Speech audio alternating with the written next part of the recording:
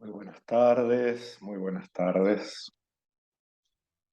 Continuamos con nuestro ciclo de estudios en nuestra materia sobre el profetismo en general, los profetas menores en particular.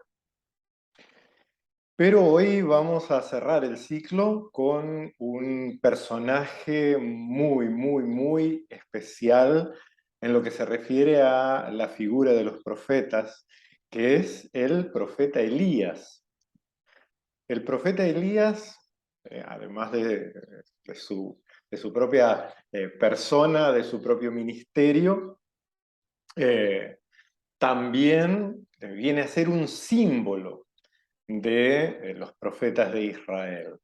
Y estas tres dimensiones vamos a ver hoy, ¿sí? Elías, el hombre; Elías, el profeta; Elías, el símbolo. Y para comenzar por el principio, vamos a hablar de lo que los estudiosos de las Escrituras han venido a llamar, a designar el ciclo de Elías. El ciclo de Elías es un periodo textual que allí registrado en el primer libro de Reyes, a partir del capítulo 17 de Primero de Reyes, hasta el capítulo 2 de Segundo de Reyes. Este es un periodo que abarca eh, la vida de Elías, su ministerio y da la base para su entendimiento también simbólico. Las escrituras nos informan que Elías nació en la actual Transjordania, ¿sí? En la actual Jordania, más allá del Jordán, alrededor del año 900 antes de Cristo, en el siglo X antes de Cristo, hace 3000 años. En esa época los hebreos, ¿sí? El pueblo de Israel, se encontraban divididos. No había unión entre sí, sino que formaban dos pueblos separados, y no solamente separados, sino enfrentados. El reino de Israel, al norte, reunía a 10 tribus, en realidad 9 tribus y media, y eh, tenía aquella famosa capital de Samaria, ¿no? Posteriormente ser designado o llamado de samaritano llegaría a ser casi un insulto. Como ciudad, como reino, como estado, era mucho más importante que el reino de Judá, el reino del sur, que aglutinaba 2 tribus y media y que conservaba la capital en Jerusalén.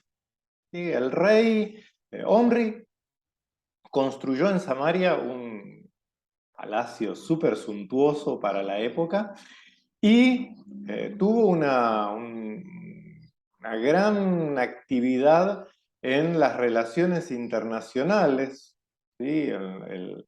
Estableciendo pactos comerciales, pactos militares estratégicos, alianzas matrimoniales con los pueblos vecinos, especialmente con los asirios y con los fenicios, ¿sí? Ahab, que es su hijo primogénito y también su heredero, eh, a él lo casó con la famosa Jezabel, ¿sí? Que era hija del rey de Tiro, que no solo era rey, sino también sacerdote.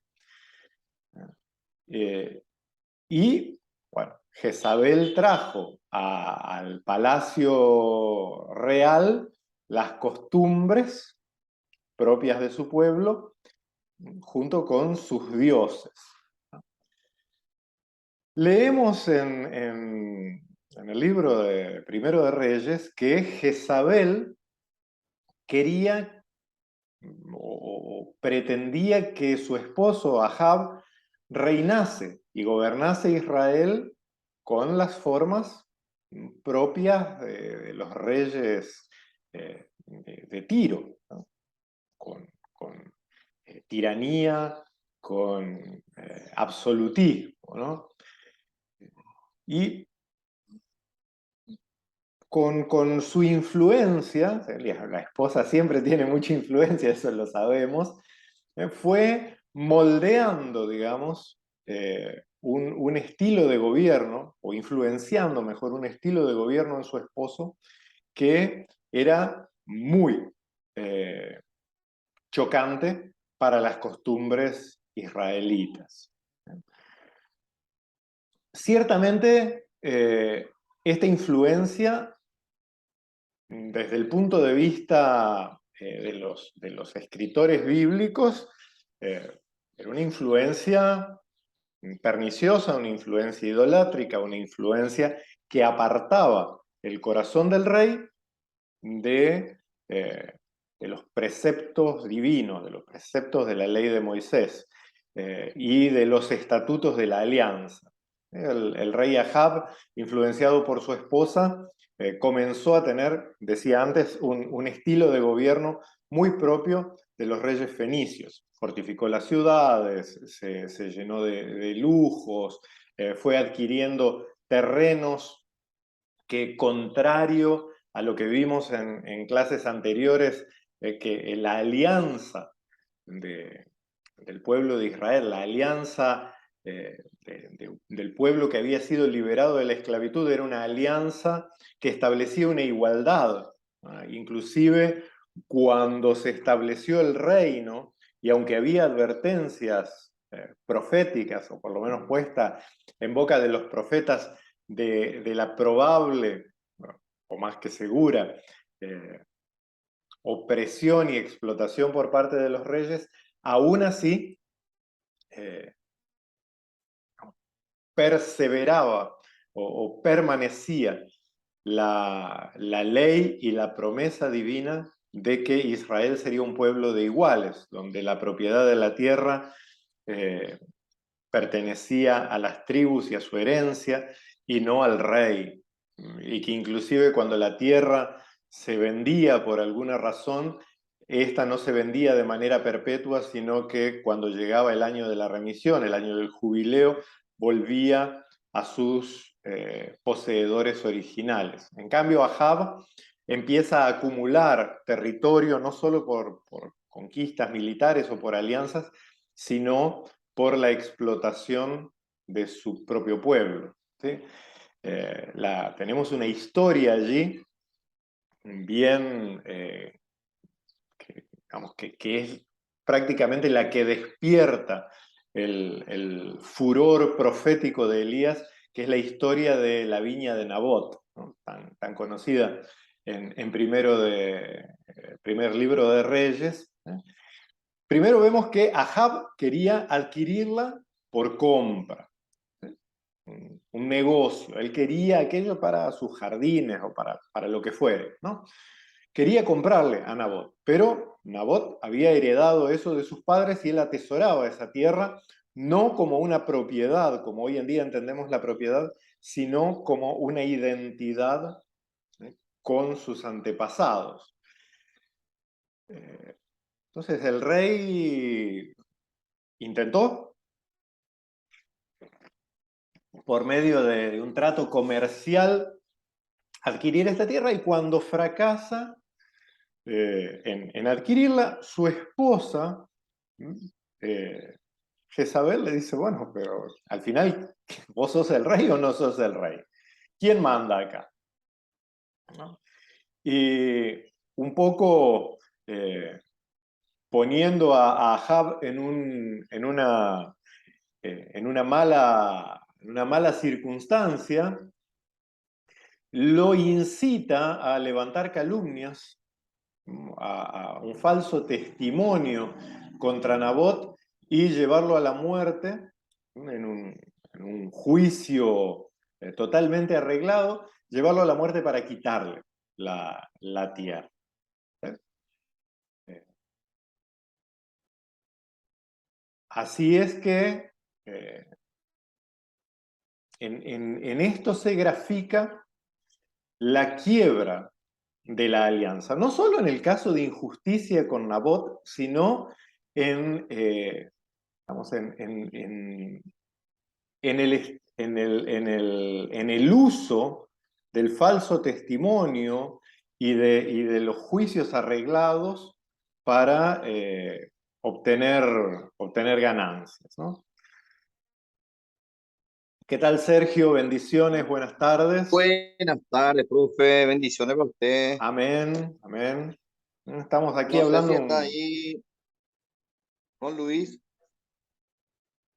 a ver, sí, hay una pausa en la conexión. ¿Vos me estás escuchando, Sergio?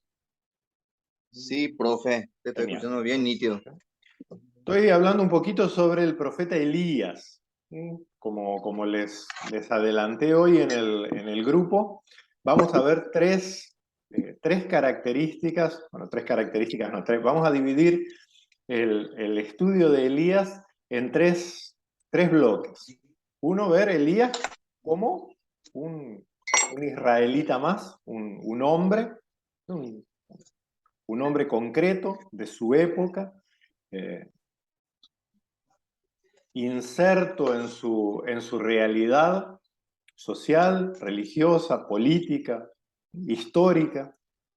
En un segundo bloque, vamos a profundizar, tal vez sea la parte más sólida del estudio de hoy. Vamos a profundizar en el ministerio profético de Elías y en un tercer momento hablaremos de Elías como símbolo. ¿Sí? Elías, ciertamente, ¿no? Tenemos allí en las Escrituras un testimonio de un hombre concreto, un profeta concreto, pero que con el tiempo, ¿sí? A medida que va pasando la historia de Israel e inclusive como parte de la historia de la formación de la lectura cristiana de las Escrituras, Elías mantiene un papel preponderante. Estoy con mi mate, hoy aproveché. Entonces, Elías aparece en un momento de profunda corrupción en todo sentido del Reino del Norte. Corrupción eh, en la visión de las Escrituras, toda corrupción comienza con la idolatría, con la infidelidad a la alianza, con darle la espalda a Dios, que no necesariamente significa olvidarse de Dios, sino utilizarlo para, en realidad, instrumentalizar a Dios. Esto también es idolatría. Y en en el reinado de Ahab encontramos esto. Y lo primero que hace, bueno, en realidad el papá de Ahab, Omri, ya había empezado con alianzas estratégicas con los reinos vecinos, o sea, ya se había perdido la confianza en Yahvé como el Dios que protegía a las tribus de Israel para pasar a confiar en las alianzas estratégicas, en los matrimonios arreglados, en los tratos comerciales, ¿no?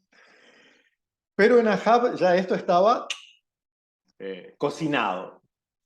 Con Jezabel como esposa ya estaba todo cocinado. Y en este contexto aparece Elías. ¿Sí? Un contexto de total repudio de los términos de la alianza, de una idolatría radical, de injusticia, de opresión y de explotación del pueblo. En este contexto sociopolítico y religioso aparece Elías, el profeta. Entonces en Samaria, Jezabel era la que tenía el mando real.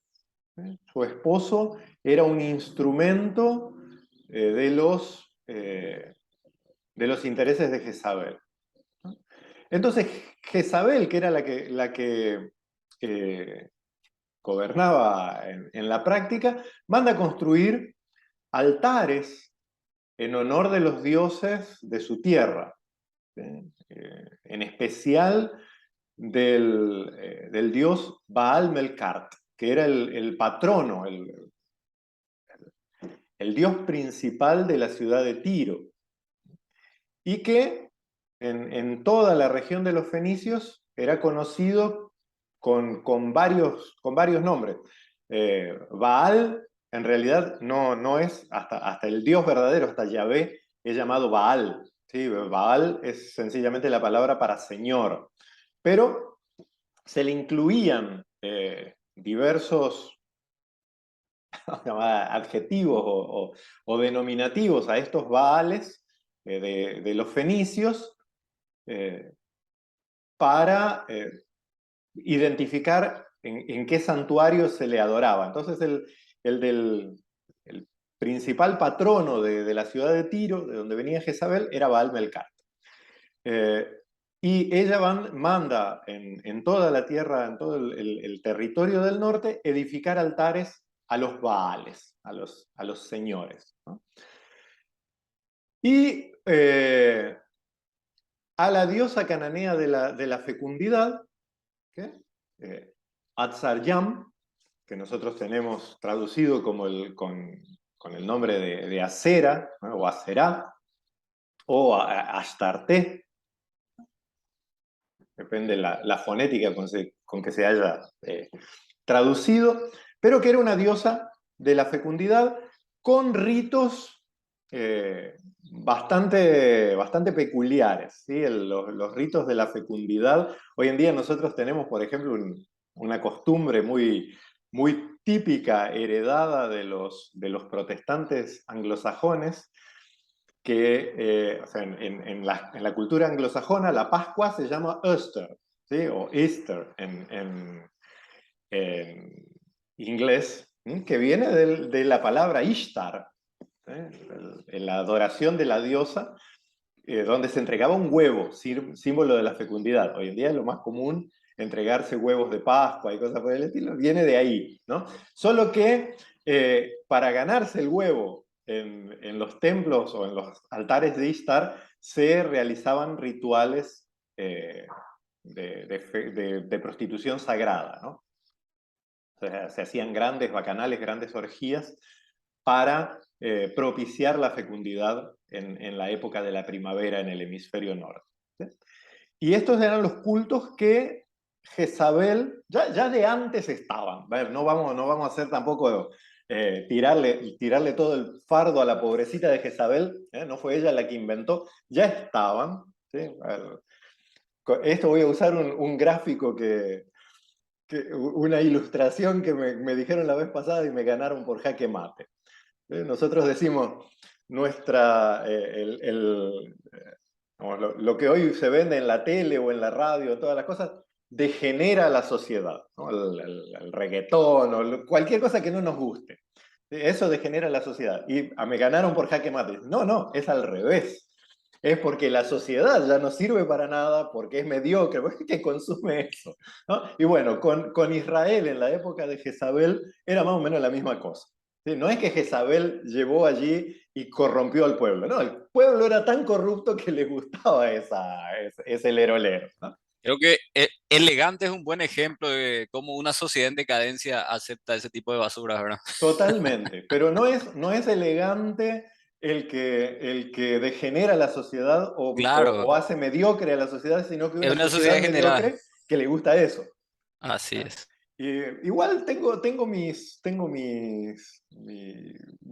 visión positiva de elegante. La vez pasada también escuchaba cuando decían que, ay, pero ahí hablan de droga, de alcohol, pero alguna vez escuchaste un tango, es que al que me...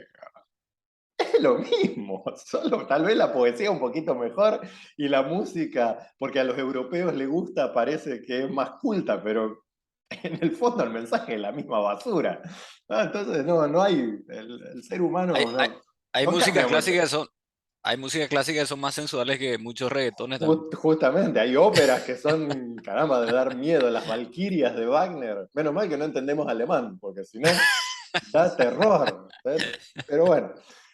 Entonces, este era el contexto en el cual Jezabel ganó influencia, ¿no? Todos estos cultos, ¡ay, trajeron eso para paganizar Israel! No, ya Israel estaba paganizado y esto prendió como hongo en la humedad. ¿Sí? Era lo que la gente buscaba. Pero bien, tenía esto aquí y más allá de los cultos idolátricos, había algo mucho más profundo. La religión de la naturaleza, ¿no? El adorar los fenómenos naturales o la sexualidad sagrada era mucho más atractivo para el pueblo que el Dios de Moisés, ¿no? Súper austero, un Dios invisible, ¿no? Que basa su espiritualidad no en afectividad, sino en ser fieles a una alianza, ¿no? Y como vimos, el código de la alianza, Dios no juzgaba, conversación que tuvimos hace unos días, no juzgaba la relación vertical, ¿sí? Dios no es el Estado, sino la relación horizontal. Y eso a la gente nunca le gustó. No nos gusta a nosotros, no le gustaba a ellos. Es mucho más fácil decir, yo te adoro, Dios, Dios es supremo, soberano y todo. Claro, pero un Dios al que no veo, un Dios al que no toco, que tener que hacerme cargo de mi hermana, de mi hermano que está al lado, ¿no? Y darle de comer, o ayudarlo, asistirlo, rescatarlo. ¿Ah? No nos gusta porque trae compromiso. Entonces era mucho más atractivo esto de las grandes fiestas, el lero lero. Algo que hoy en día da para pensar mucho. Perdón, la adoración del tabernáculo y hasta donde han reconstruido los historiadores, también en el templo de Samaria, era muy parecido. Era una adoración muy austera, ¿sí? Se hacían sacrificios, ¿sí? El sacrificio de la mañana, el sacrificio de la tarde, de los animales, las oraciones, y los sacerdotes era lo máximo que hacían. En cambio, los cultos de Baal, y lo vemos allí en el enfrentamiento de Elías con los profetas de Baal, era súper divertido. Había música, canciones, la gente participaba activamente, ¿no? En el culto del templo de Israel, tanto de Israel del norte como de Israel del sur, era re aburrido, porque solo se llevaban la ofrenda y los que hacían toda la fiesta eran los sacerdotes, pero el pueblo no participaba en nada. En cambio, en los cultos de Baal y los de Astarot, ni hablemos, había una participación activa, ¿no? Entonces, esto también era atractivo para el pueblo. Pero lo que importaba no era en sí lo que iba al fondo de la cuestión, que despierta el celo del profeta, no era tanto la cuestión de este Dios, aquel Dios, sino que se rompía el acuerdo de la alianza. Y ese es el gran problema de la idolatría. Idolatría no es adorar otro Dios en principio, sino hacer del Dios verdadero un instrumento del poder para justificar la injusticia. Y como un poquito comentaba al principio, la historia de la viña de Nabot es solo un botón de muestra de qué es lo que producía esta alianza digamos, de una religión a beneficio o una religión al servicio del poder. Primero, la infidelidad a la alianza, pero también injusticia en la práctica, juicios arreglados, algo que la Escritura condena desde el inicio al final, y la opresión de los pobres. El que tiene la sartén por el mango utiliza el poder para adueñarse de lo que no le pertenece.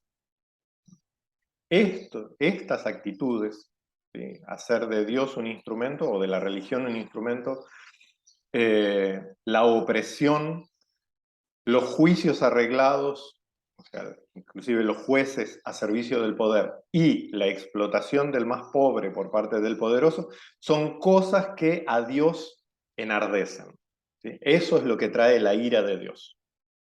Y ahí aparece el profeta como voz de Dios. En este momento, cuando ya todo estaba podrido, digamos, es cuando Elías entra en escena. Allí en el capítulo 17 de Primero de Reyes, comienza diciendo, 17:1, Elías, un tisbita que vivía en Galaad, fue a decirle a Ahab, vive el Señor, Dios de Israel, en cuya presencia estoy, que en los años que vienen no va a llover, ni siquiera va a caer rocío a menos que yo lo diga. Aparece ya el profeta con una señal que en un país desértico era más que importante, ¿no? Entonces, vamos a ir redondeando un poquito de la idea de Elías como hombre, Elías como persona. ¿Qué es lo que vemos en el ciclo de Elías? El relato de la vida de Elías, o por lo menos lo que aparece en las Escrituras, en Primero de Reyes capítulo 17 hasta Segundo de Reyes capítulo 12. ¿Qué tipo de personalidad muestra Elías?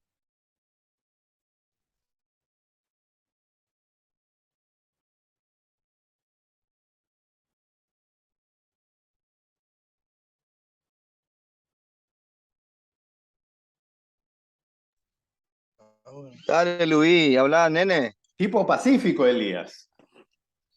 Sí, bastante pacífico, creo que no era tan impulsivo como su sucesor, Eliseo. Eliseo creo que era más, tenía un carácter más colérico quizás, o sea, un temperamento más colérico, sanguíneo. En el caso de Eliseo creo que más melancólico, estuvo al borde de la... Estamos haciendo psicoanálisis de los profetas. Es que estudiamos psicología, ¿verdad? Está bien. Por lo De menos algo tiene que ser, de algo tiene que servir. de algo tiene que servir, aunque sea para mencionarlo en la clase, ¿verdad? Eh, llegó a estar al borde de la depresión, incluso también, en un momento de persecución, después de una gran victoria espiritual, ¿verdad?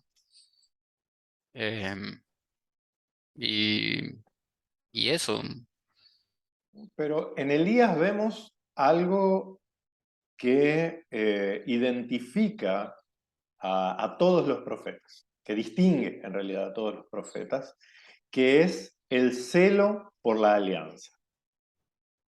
No el celo por sí. Dios. Pero él dice en una parte, he sentido un vivo celo por Dios, dice, estando en la cueva y que el Pero, Señor se le presenta en forma de tormenta, o sea, que vino una tormenta, el y Señor no no era estaba en el la Señor. tormenta, Ahí está. vino el torbellino, él tampoco estaba, No. hasta que vino un silbido apacible y allí Sí, estaba el pero Señor. vemos en Elías que, bueno, cuando habla de celo por Dios, él quiere ver a Dios. ¿Sí? Pero en su ministerio vemos el celo por la alianza. Esto es, podemos entenderlo obviamente también como celo por Dios, pero el punto al que voy es que en el ministerio profético lo que identifica es llegar a ser fiel a lo que Dios pide. Dios no necesita de nosotros. Esto es muy notorio en los profetas. Dios es Dios. Eh, Nosotros somos, los seres humanos, somos los que necesitamos a Dios. Somos nosotros los que necesitamos recibir de Dios, somos nosotros los que necesitamos la protección de Dios. Entonces, Dios no necesita defensores. Esto es algo muy notorio en los profetas. Vamos a ver, por ejemplo, en otros momentos los sacerdotes van en algunos enfrentamientos con los reyes y todo, vamos a ver los sacerdotes defendiendo entre comillas, el honor de Dios, como si Dios necesitara defensores, ¿no? Pero los profetas no, los profetas son tan radicales que ellos no defienden a Dios. Dios no necesita, nosotros necesitamos que Dios nos defienda. Entonces, ¿qué es lo que defienden los profetas? Si hay Dios en Israel, una expresión también muy típica de Elías, ¿eh? Si hay Dios en Israel, entonces debemos ser fieles. ¿Fieles a qué? A Dios. ¿Cómo somos fieles a Dios? Respetando su alianza. No sé si se entiende la idea, pero... Sí, profe, y ese Ah. es el objetivo de cada profeta de ese tiempo, Y volver los todos los corazones de tiempos. Israel a Dios. De todos los tiempos. Hoy que están de moda los famosos apologetas. No sé de dónde sacaron esa palabra horrible. Apologistas está mejor, pero apologetas. Debe ser porque tienen la jeta muy grande. Eh, Total, la cosa más inútil en el ambiente cristiano. Yo lo Gente que cuestiono, defendiendo el honor de Dios, como si Dios necesitara que algún inútil lo defienda. es bastante cuestionable el hecho de que muchas personas dicen sentir un celo santo, un celo por Ujú. Dios, ¿verdad? Y en ese carácter, digamos, desprecian al prójimo que no piensa igual que él o es implacable en su juicio contra aquel que no comulga con sus ideas, ¿verdad? Ahí está. Entonces no Eh, defienden el honor de Dios, sino su propio orgullo. sí, hoy en día, profe, ¿cómo sería la forma de ser nosotros como unos profetas en términos de los profetas del Antiguo Testamento? O sea, si traemos, digamos, contextualizando los profetas, ¿cómo seríamos hoy en día nosotros como profetas? ¿Qué sería lo que tendríamos que defender y cómo lo hacemos? No sé si tengo respuesta a eso, Luis. Voy a intentar un poquito. Los profetas del Antiguo Testamento, los profetas de Israel, su celo era por la alianza. ¿Sí? Dios, recordamos la alianza deuteronómica, el propósito de Dios al darnos su instrucción, al darnos lo que nosotros llamamos su ley, eh, Torah es más bien enseñanza o instrucción, pero al darnos la ley, ¿cuál era el propósito de Dios? Eso es lo que decían los profetas, ¿no? ¿Para qué Dios nos dio la ley? Para que vivamos bien, para que vivamos felices. Y mirá en lo que nos metimos. ¿Eh? O sea, como les decía la semana pasada, aún en los profetas más violentos, o sea, ya vienen los rayos de Dios, nos vienen a fulminar, pero en Dios nos falta misericordia. O sea, era siempre ese llamado a piensen lo que nos perdimos. ¿Ah? Entonces, hoy en día, bajo la nueva alianza, bajo las promesas eternas cumplidas en Jesucristo, necesitamos defender a Dios, necesitamos condenar a las personas. No. ¿Cómo ser profetas? Si es que, recuerden, esta respuesta no es la respuesta, no es la respuesta, sino si puedo dar una pequeña luz, que sea con ayuda de Dios, ¿no? Yo lo veo así, retornar una y otra vez, ¿qué tenemos en Cristo? No son importantes yo, no son importantes las instituciones, no son importantes nuestras preciadas tradiciones, mucho menos nuestro poder, ni nuestra influencia, ni buscar manipular, sino siempre dirigir la mirada a Cristo, ¿no? ¿Qué es lo que Jesús hizo? ¿Qué es lo que tenemos en Cristo? Y sin medias tintas, eso sería espíritu profético, ¿no? Sin medias tintas. No hay lugar para negociación. O sea, son palabras duras, son palabras que escandalizan lo que Jesús dijo, lo que Jesús hizo. ¿Ok? pero ¿a dónde iremos? Solo tú tienes palabras de vida eterna. No vamos a ser los primeros ni los últimos en escandalizarnos de Jesús. Pero al igual que los profetas, el querer domesticar a Jesús para nuestros propios intereses, para nuestras propias agendas, eso es infidelidad a la alianza. No hay que domesticar a Jesús, así como los profetas no domesticaban a Yahvé, todo lo contrario, mostraban a Yahvé en su desnudez. Y eso produce auténtica conversión, que no es Los para profetas nada. antiguos, profe, los profetas en referente a Eliseo, a Elías, ellos determinaban el juicio sobre Israel por cuanto desobedecían a la alianza.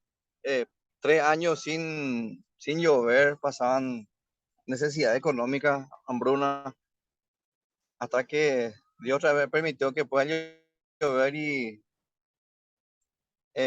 germinar los alimentos para el pueblo. Y muchas cosas más, ¿verdad? Sucedían. Siempre había un juicio ¿Por a qué? causa de la desobediencia. Eso es lo que más determinaba el juicio de Dios. ¿Por qué eran, vamos a decir, castigos económicos? ¿Cuáles eran las promesas de la alianza? Si tú obedecieres a las palabras de esta alianza, no faltará pan en tu mesa, no faltará trigo en tu granero. Entonces, el mostrar que estaban fuera de la alianza era demostrarles en la práctica que no recibirían esas promesas. ¿Sí?